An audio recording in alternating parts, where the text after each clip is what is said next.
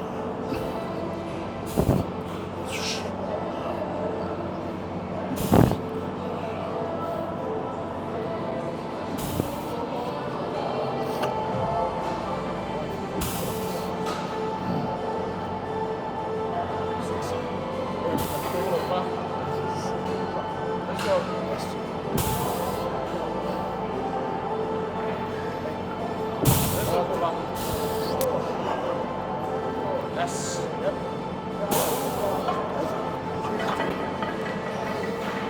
No force reps today. One hand.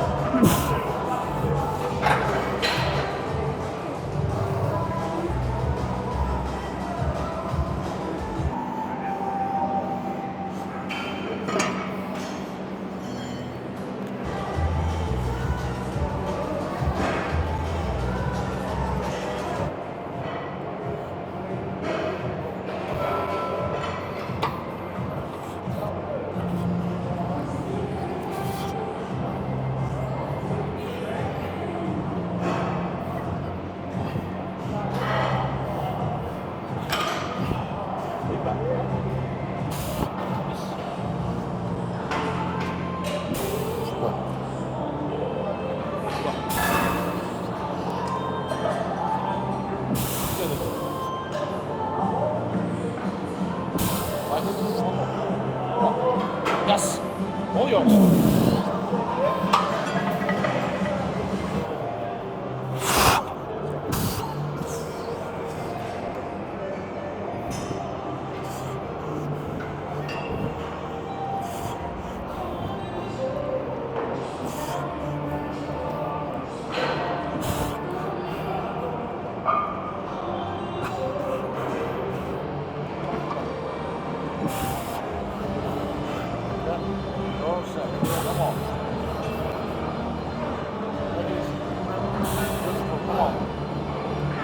Yes.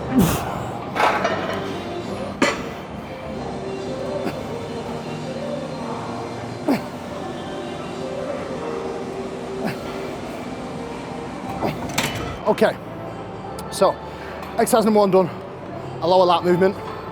This can be done on a cable. If you don't have this machine, you can do a cable variation that I have done. And if you want to see some tips or different variations of these exercises, go on my Instagram, this is the handle, and go on my back highlights as well. I have highlights on my Instagram for pretty much all exercises and all movements that I actually do with some good explanations. So you might actually be able to learn some shit from there. Now moving on, one of the best chest supported T-bar rows ever is the chest supported prime T-bar, which is amazing. So that is next on the menu. And like I said, the movements that we're running, we run variations of pretty much indefinitely. Some movements we run for like 10 months straight. We're not even changing, so this is definitely one of them. Okay. Okay.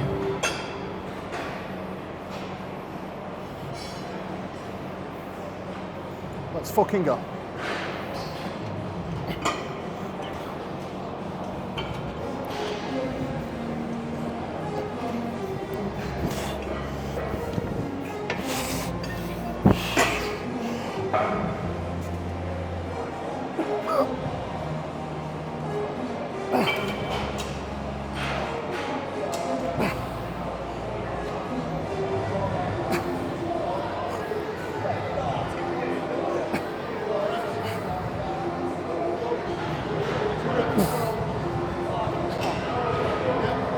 One more. Go for it.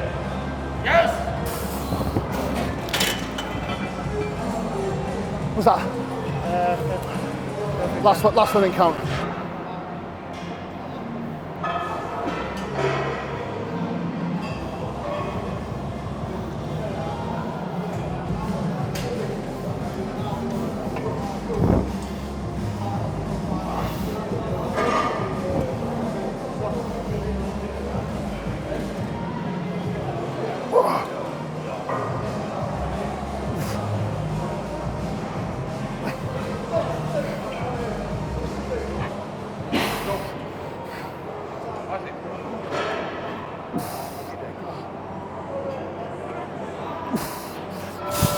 Follow through hard. There you go, there you go, there you go. That's exactly what we needed there. So, with your back training, guys, the main most important components that you have to pay attention to is predominantly arm path. Wherever your arm path lands, that's what's going to dictate which portion of your back you bias. And to a degree, your arm path has to change depending on what movement it is as well. Upper back work, you want to keep slightly higher arm path, and you want to drive it through your rib cage. Lat bias work, you actually want your arm right in front of you, driving it down, and it actually finishes parallel of your rib cage. So these small little changes truly do make a big, big difference. It's not overcomplicating things, it's simply making sure that we are executing the movements as they should be. That's all it is. With great setup, and more importantly, a lot of intensity. Like that one down.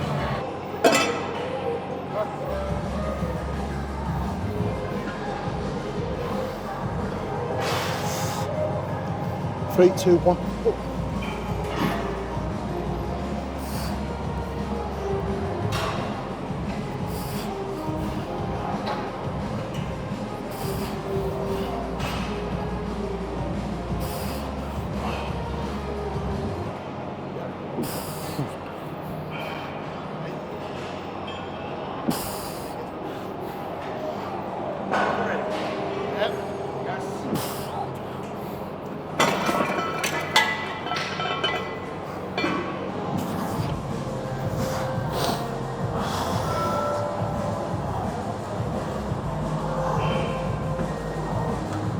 Two.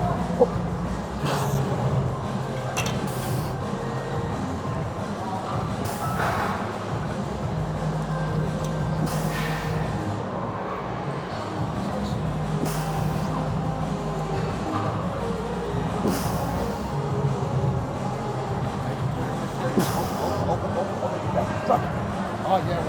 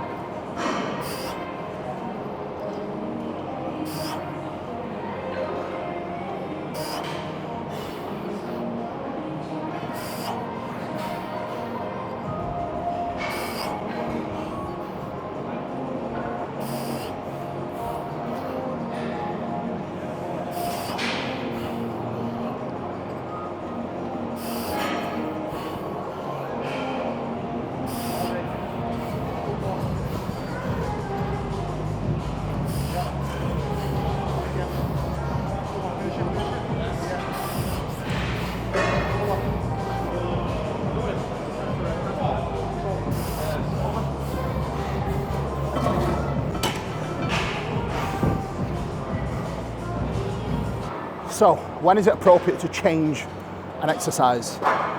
To me, it's always appropriate to change an exercise when you feel like you've completely exhausted that movement and there is no scope for further progression that will be productive.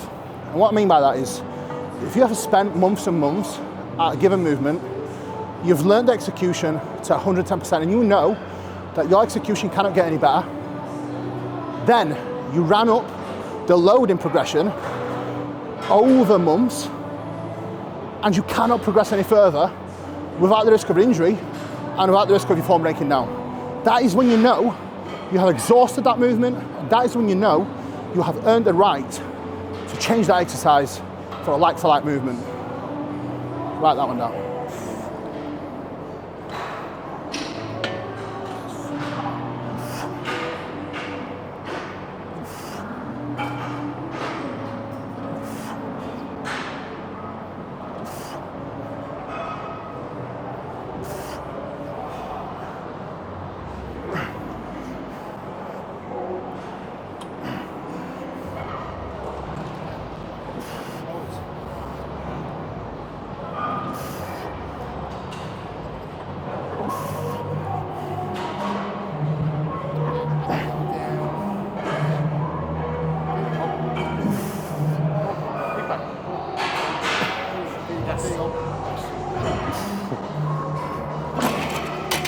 So, sequence, lat bias movement, upper back bias movement, followed by another lat movement. This is an upper back movement that tags on some of your upper lat fibers as well. Now, this is just technical bits for people that want to know and that need to know. So, this movement in particular, I really like because it allows you to get a lot of range of motion. It's easy to set up and it ticks off perfectly the portion of the back that I need that I haven't quite ticked off in the same fashion that I have done in previous exercises. So for me, this is an ideal movement to finish off on before I do my shrugs and rear delt work. So let's go.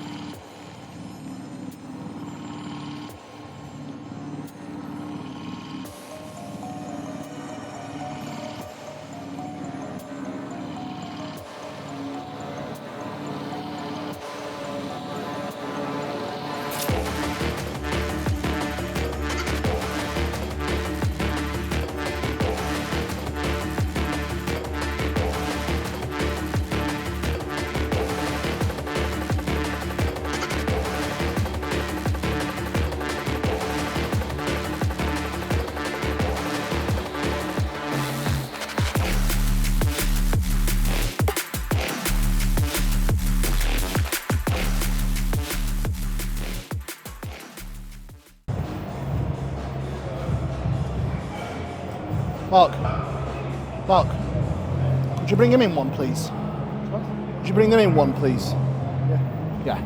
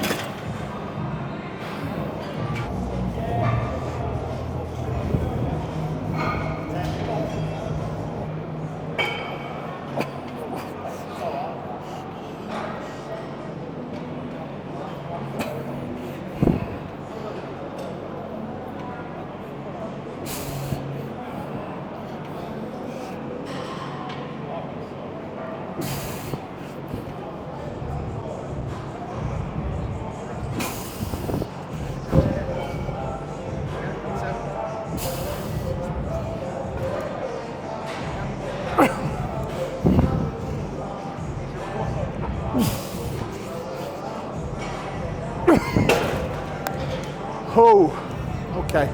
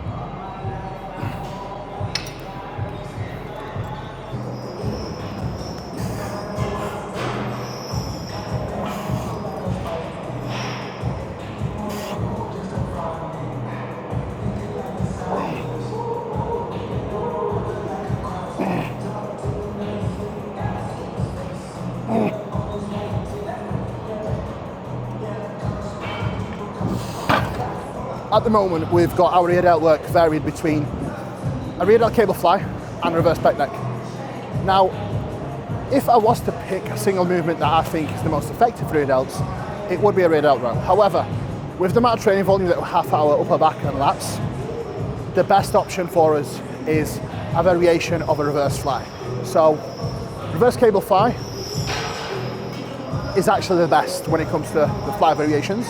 Second best is actually a reverse pec deck. It's not the most ideal, but it's just another option that allows us to actually hit our rear delt without needing to engage too much upper back. So that is the thought process behind doing this rather than a rear delt row. If you don't have that much structure with more volume allocated to your upper back and lats, the best option for you would probably be a rear delt row.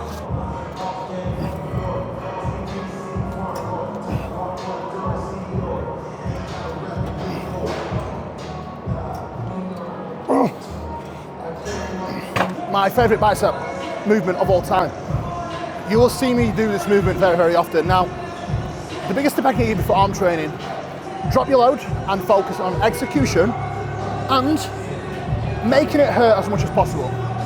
Now, my arms have always responded pretty well to moderate load, still using progressive overload.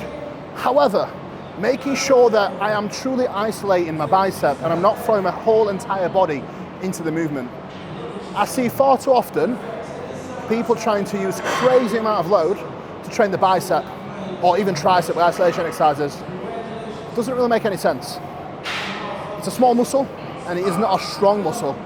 So make sure that you're smart with not just your exercise selection, preferentially stick to your natural movements, but make sure that you are smart with your loading on these movements as well, and load appropriately so you can train with full range of motion and stay under total control of the movement throughout the entirety of the set. You have to have the ability to stop at any given second whenever you perform any arm movement. Try it and watch your arms fucking grow.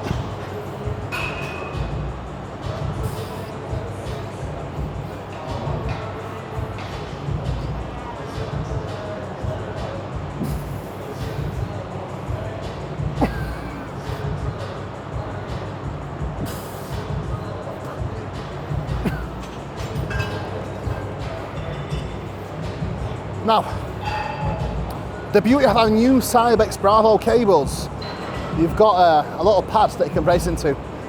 The most versatile cables that you can actually buy on the market. And I would argue they're actually the best cables you can actually buy. So we've got the pleasure of actually having them in Rotherham now, which means that I can do lots and lots of funky movements on them. yes, I do like cables, and yes, I do prefer training my arms on cables. Why? Much better resistance profile that allows me to keep tension on my bicep for the entirety of the movement. So, you want big arms? Use cables. Be smart with your exercise selection. Also, having the ability to have freedom of motion with your position and being able to do whatever you want with your hands and arms allows you to put yourself in a much better position to keep your joints healthy as well. So, cables over machines for bicep and tricep work. Write that down.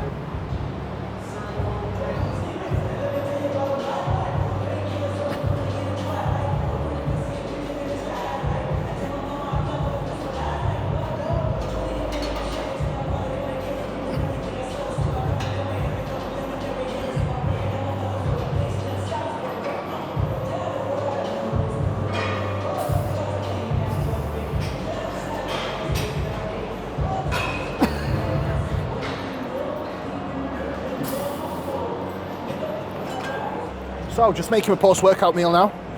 That is back day done. And back day with a sprinkle of rear delts and biceps, so we're gonna call it pull day. But if we call it pull day, people might get upset these days. I don't quite understand the mentality these days where people are so against research and change. It's almost like people are dismissing biomechanics just because someone said so. It doesn't really make any sense. So I'll continue doing what I enjoy. I'll continue making progress myself and my clients. What evidence do I have for single arm pull downs being effective for lat growth? I was like, go on my Instagram. That was on Instagram actually. Go on my highlights and go on my clients' progress. And you can see people that had no backs actually have a back now doing these movements alongside of hip hinge work, alongside of the heavy rows, chest supported. So don't tell me that something is not doable when in fact it is. It's just a case of being smart about what you do and how you do it. It's all doable. It's just a case of finding a way. I'm not saying don't do the bread and butter movements, do them, but they need to have a place where it is still productive in your programming. Still do your hip hinge work, but know if you actually need to do it on back day or leg day. And don't just be married to one idea where you must do something, you must not do anything, really. Do what you want, as long as you're seeing progress, doesn't matter. And if you're not seeing progress, maybe there's a way to actually get more progress from something else. So, the way I do cream of rice. Without further ado, moving on. I put, at the moment, 150 grams of cream of rice, raw weight. I add just normal water in, stir it so it's this consistency, so there's no clumps. Then, step 2, add boiling water in.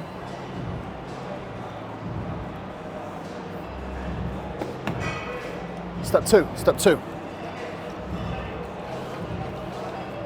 And then it goes in the microwave.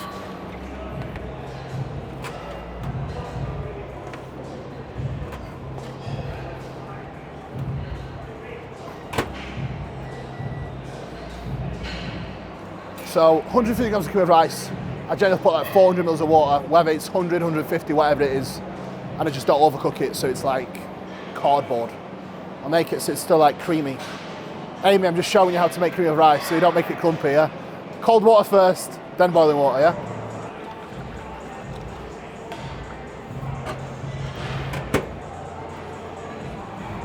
Nearly. So, look, it's still creamy. A little bit of water needs to be added so it's not too stodgy. I don't like it so it's hard. And then what I actually do is add my fruit in it, and I will actually blend up my whey and make a shake, drink my whey, and eat my cream of rice separate. I actually have a Ninja Crammy at home, which is an ice cream maker, so if things get tough this diet and I'm hungry, I will be making protein ice cream, and I will show you that. So that's strawberry JP whey. I'm not sure if we've got any for sale here. We don't actually have any for sale in Rotherham, so you're going to have to go on the site, trainbyjp.com, Kuba 10, Get yours.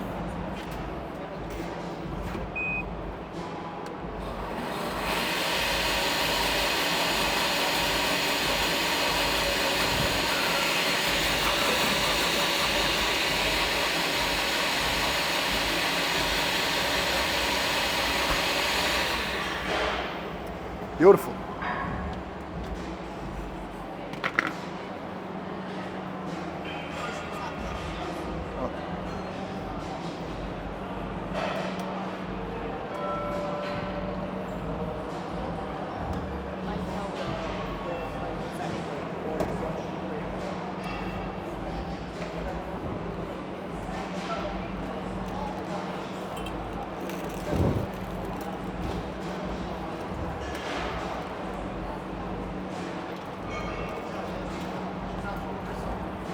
And, oh yeah, look at this.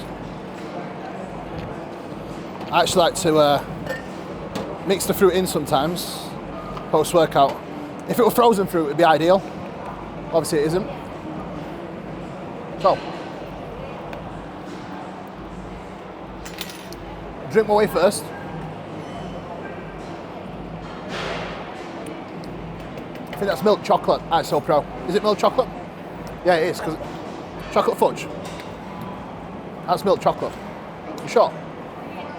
It's very chocolatey either way, so it tastes really nice. Ideal beverage post-workout in this weather. Cold water, get you shaking, get it down. Guys, thank you so much for tuning in. I appreciate you all. If you like the video, like, share, subscribe, support the channel. I'll see you again soon, guys. Thank you. Peace out.